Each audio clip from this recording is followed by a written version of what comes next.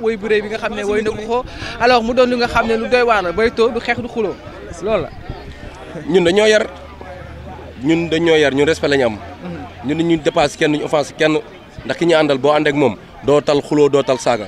xam nga maa leen wax tey benn affaire pour ngeen dégg ko. gis nga gars yi daa am coow lu ñuy nëbb rek moo tax ñu jël njàpp di ko géré xam nga tey nit taxaw na ne diw dafa ne man damaa sàcc xaalis jàmbur. duñ régler loolu ah nit taxaw ne diw ak diw bokk ci staff bu ñuy réunion ñoom duñ ko fekkee loolu problème boobu lu ko gën a rëy ak ñi ñuy liggéey duñu am régler loolu ñu bàyyi ngir yàlla artiste bi mu concentré wu bu nekkee mën na nekk waa ñun amuñ seen jot ñun liggéey rek lañ xam décembre bi ñoo fi ëpp ay contrat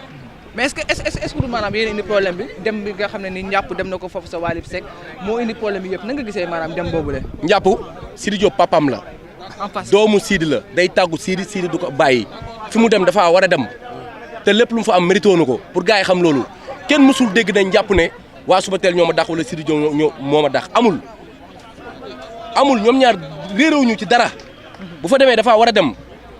yaa ngi dégg dem bu njëkk bi Oulita daa waxee noo xam ne waru koo waxee quoi dafa wax boo xam ne wax bu tegganuwul la moo tax ñu tontu ko loolu noonu yaa ngi dégg mais Wally kii njàpp yàgg naa dem seen Wally du am benn coow waaw bu fa demee rek dafa war a dem. mais yéen a ma gën a xam Oulita yéen su ma nee Oulita yéen a ko gën a xam mais Oulita xam ngeen ko yéen ma nee Oulita xam ngeen ko bàyyi xam ngeen ne gem bi benn Oulita la am te xam ngeen ko. Oulita góor la wala jigéen.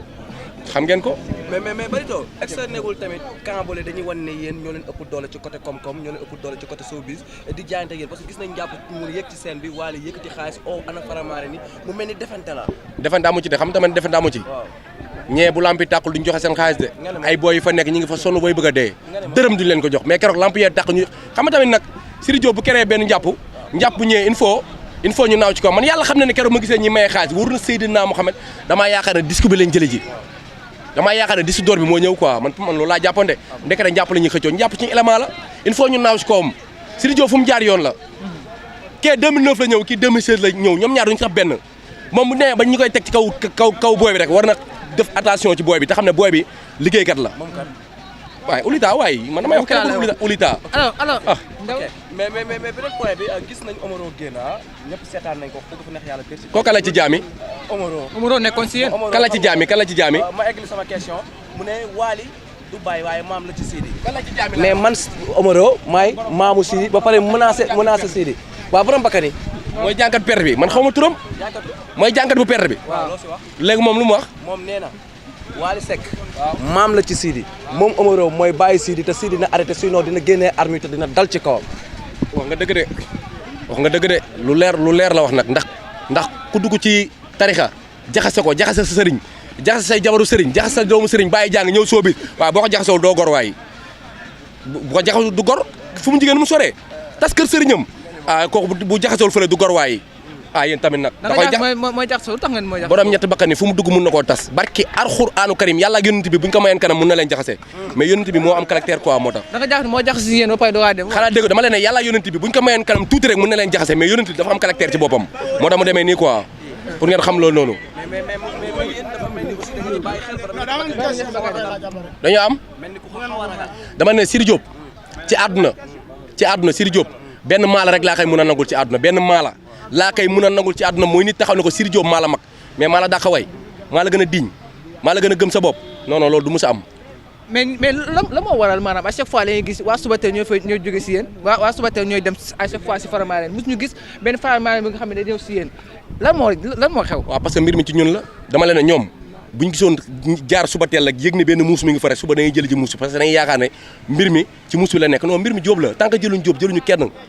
ñoom fi ñu toll ñun ci suñuy barke ñoom ci la ñuy daw. mais ñoom woowuñ kenn yéen a dem si ñoom. waaw yow déggoo la ma la wax dama la wax benn affaire dama la wax lu garaaw laa lay wax Olof Njaay nee na naar bu ndaw lu mu wax ci naar bu mag bi la ko déggee de naar bu ndaw lépp lu mu wax ne ci naar bu mag bi la ko déggee. xam ngeen ko. waa Seck nga bëgg wax. waaw yow man bu ma tudd ay tur man ñii xaw ma leen barki Seydina moo xam fay ma leen fekkoon ajana yow man ma leen fekkoon ajana damay woo yàlla ba mu ñëw man ñaan ko njëkk ne ko yóbbu ma safara ñooñu fu ñu nekk moo fa nekk sekkuma ñoom dara aw ma sax seen jot ñooñu ay ñooñu ay yóbbu bàyyi maa ñooñu taluma leen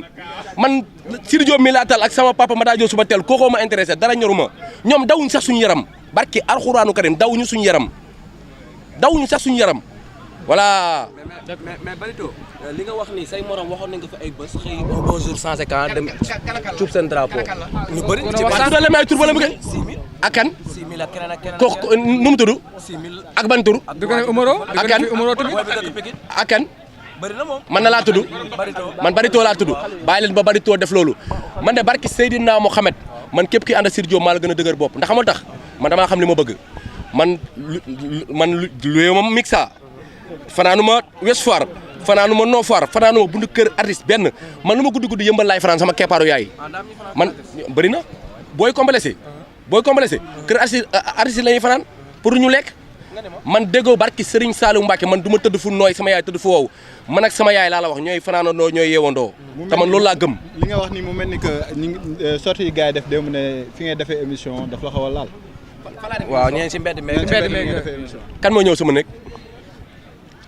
kan moo ñëw sama nekk ñoom du waa univers wala waa Dakar Plus kat man boo duggee sama nekk nga xam ne booy man ak ñoom duñu benn man sama yaay barki Serigne Bamba 7 heures du matin lay yeewu defar ñoom seen yaay midi lañuy yeewu bu ñu yeewoo projet yi lay wëri ji ak natt yi man sama yaay daal liggéey de 7 heures lay yeewu ñoom seen yaay midi lay yeewu ak 1 heure bu ñu yeewoo ay natt lañuy wër ak ay projet dégg nga ma sama nday dafa liggéey de barki Serigne Saliou Mbacké man kenn du ma fooyee ci àdduna ndax du ma fooyee kenn damaa jox cër sama boobu damaa respecté sama boobu moo tax fii ma egsi nii ma egsi fii ñoo ma jiit showbiz maa leen ëpp jom fuuf